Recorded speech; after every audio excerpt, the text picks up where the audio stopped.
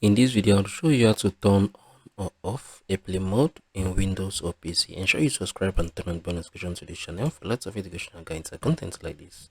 So I'm currently here on my Windows right now, and if for any reasons you love to turn on or off your airplane mode here on your PC, what you're going to do basically, look down here, right? Click on this battery option. You can see the airplane mode option right here. So if you click on it, it's gonna turn on basically, right? So I don't think for some reasons I'd love to disconnect our connectivity right to our internet. So if you love to on or off airplane mode here on PC, just click on your battery. Once you click on it, you're gonna click on this, right? Just click on it. If you click on it, it's gonna turn on automatically, and if you re-click on it, it's gonna redo, right? It's gonna turn off.